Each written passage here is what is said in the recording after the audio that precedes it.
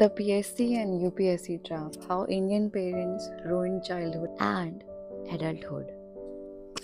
The UPSC and state PSC exam ये सिर्फ एक एग्जाम नहीं है, ये एक इकोसिस्टम है, एक ऐसा बिजनेस मॉडल जहां लोग क्या कहेंगे का लाइसेंस मिलता है और ये लाइसेंस आपके बचपन और जवानी का इंश्योरेंस पॉलिसी बनता है। In India the obsession with government services, UPSC, state PSC, SSC, has moved beyond career counseling. It has become a form of collective parenting trauma. It is a loop where the parent's reality, where the parent's unfulfilled dream collide with the child's suppressed reality. Why this obsession? Why is a government job the only definition of settled? Government job का मतलब सिर्फ salary नहीं होता, मतलब होता है power, respect और शादी के लिए रिश्ता। Indian parents equate a private job with insecurity. उनको लगता है प्राइवेट सेक्टर में नो वर्क लाइफ बैलेंस है, पर आयरनी ये है कि वो अपने बच्चों को भेजते हैं एक ऐसी रेस में जहाँ लाइफ ही नहीं है, सिर्फ रेस है। द लोग क्या कहेंगे dictates career choices. A doctor is respected, an engineer is fine, but an SDM or an IS officer, that is royalty. And for this royalty, we sacrifice the kingdom of childhood. The tragedy begins early. It starts when a child is told that play is a waste of time. Sports, art, music, these are labeled distractions. School के बाद या college के बाद या college के time पे direct coaching, शाम को वापस आके फिर से बुक। नहीं, वो टाइम तो सिर्फ सिलेबस कवर करने के लिए होता है। बचपन सीखने का नहीं, प्रेशर सीखने का होता है। प्रेशर कि गलती ना करें, सिर्फ परफेक्ट आंसर्स दें। इंजीनियर नहीं, वो एस्पिरेंट बनते हैं। यूपीएससी, पीएससी या फिर एसएससी, कोई भी एग्जाम जो स्टेबल गवर्नमेंट जॉब की guarantee they.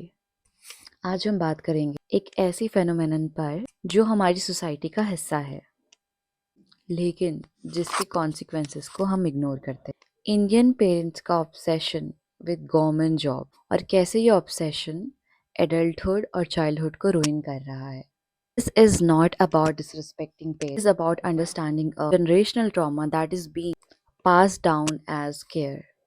Let's dissect the root cause. लोग क्या कहेंगे? In India, a government job is not a career. It is a status symbol. It is the ultimate validation. Private sector, unstable. Startups, risky. Business, uncertain. Parents have internalized this fear. For them, government job is equal to respect plus stability plus high marriage value. कोई भी आपके आसपास का इंसान अगर IAS IPS बन गया तो प्रेशर सीधे आपके घर पे आता है। और या फिर अगर माँ बाप न्यूज़ देखते हैं या न्यूज़पेपर पढ़ते हैं, अगर उस पे किसी बच्चे का नाम आ गया तो भाई पूछो मत, हर दिन हर रात फिर उसी पे चर्चा होती रहती है। ये वो रेस है जिसमें हमने देखा ही नहीं कि फिनिश लाइन कहाँ है, सिर्फ देखा है कि मेडल किसने जीता है। और फिर हमारे पेरेंट्स डिसाइड करते हैं कि तुम्हें भी वही मेडल जीतना है। बस 2 साल की मेहनत के बाद फिर जिंदगी सेट है। ये वो इल्यूजन है जो पेरेंट्स अपने बच्चों को फीड करते हैं। They honestly believe that sacrificing everything for 2 years will lead to a lifetime of happiness. But what they do not realize that in this process, turn childhood and adulthood into nothing but a factory line of production. Remember that childhood, the age of curiosity. पर आजकल का Indian middle class childhood क्या है? School, tuition, coaching, and then सो जाओ। हमारे parents का logic simple है, जो चीज यूजलेस है वो टाइम पास है। Sports time pass, hobbies time pass. The only thing that is productive is studying competitive exams. They are teaching kids pressure before purpose. उन्हें पता ही नहीं कि पैशन होता क्या है, क्योंकि उन्हें एक्सप्लोर करने का टाइम ही नहीं दिया गया। 8th स्टैंडर्ड से हम उनके हाथ में NCERT की बुक्स पकड़ा देते हैं और बोलते हैं लाइफ का एम यही है, क्लियर करो। ये चाइल्डहुड नहीं है, ये एक ट्रेनिंग कैंप है। और इसका रिजल्ट क्या है? 25 साल की उम्र में एक ऐसा इंसान जिसके पास कोई स्किल नहीं है, कोई हॉबी नहीं है, बस एक डिग्री है और एक एंडलेस सिलेबस का बोझ। अब बात करते हैं साइकोलॉजिकल एस्पेक्ट, प्रोजेक्शन। कितने पेरेंट्स अपने बच्चों को अपने अनफुलफिल्ड ड्रीम्स को पूरे करने के लिए यूज करते हैं। मुझे नहीं मिला तो तुम्हें लेना पड़ेगा, मैं नहीं कर पाया तो तुम्हें करना पड़ेगा, तुम्हें तो हम सब कुछ दे रहे हैं फिर भी नहीं कर पा रहे हो।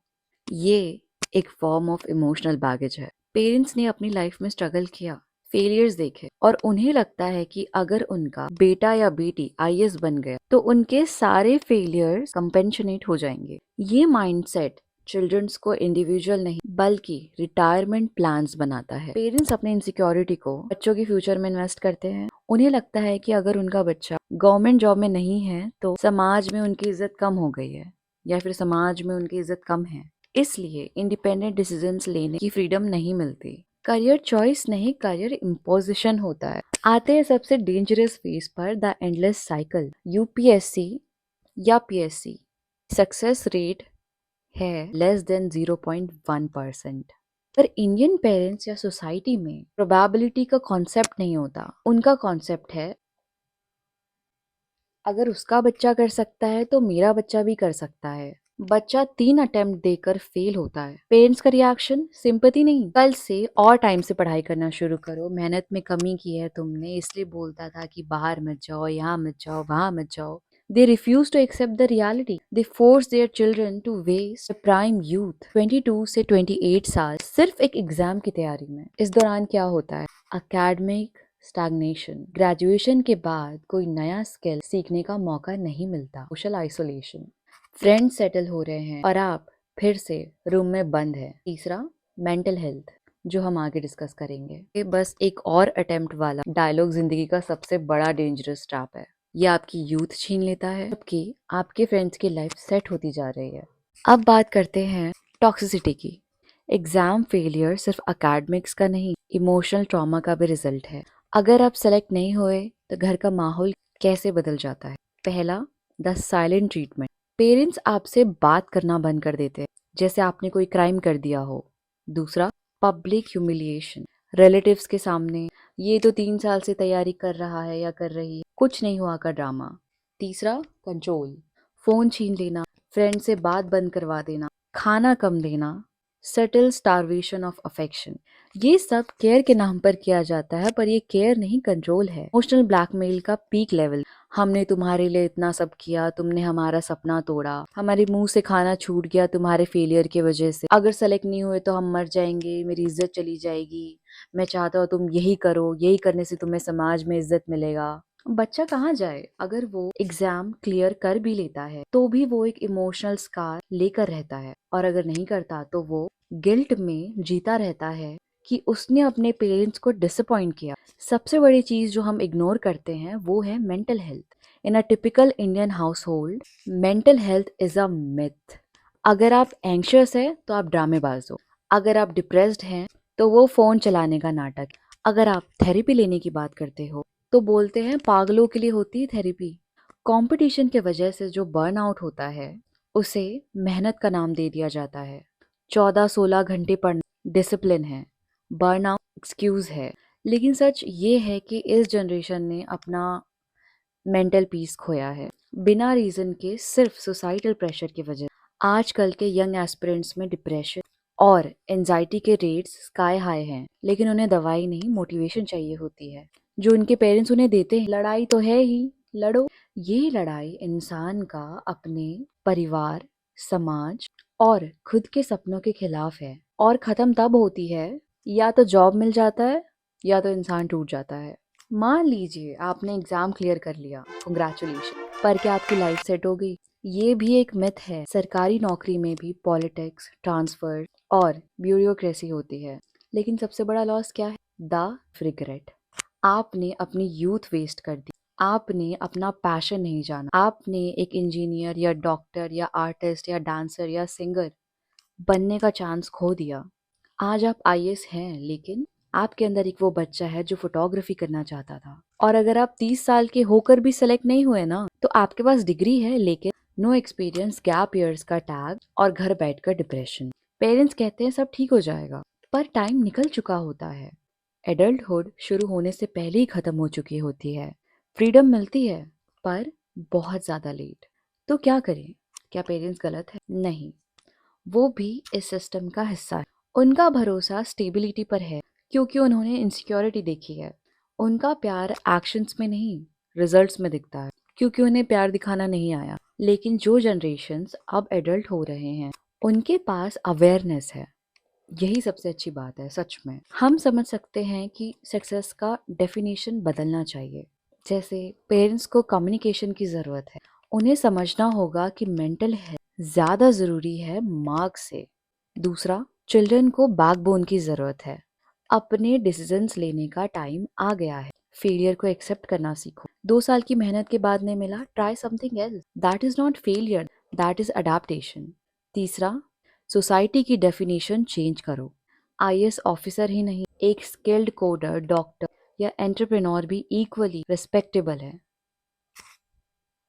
मैं बस ये कहना चाहूँगी उन लोगों को जो भी अभी कॉम्पिटिटिव एग्ज़ाम्स की तैयारी कर रहे हैं, बहुत ज़्यादा प्रेशर में है, डिप्रेशन में है, जिन्होंने अपने अच्छे दोस्त खो दिए और अब वो अकेले रहते हैं मेरी तरह। तो मैं ये बोलना चाहूँगी कि तुम अकेले नहीं हो।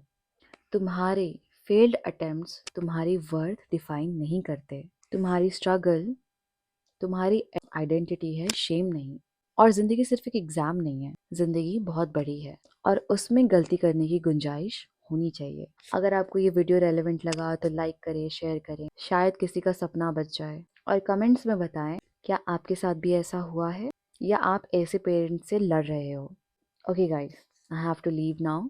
Let's meet in another video. Bye bye.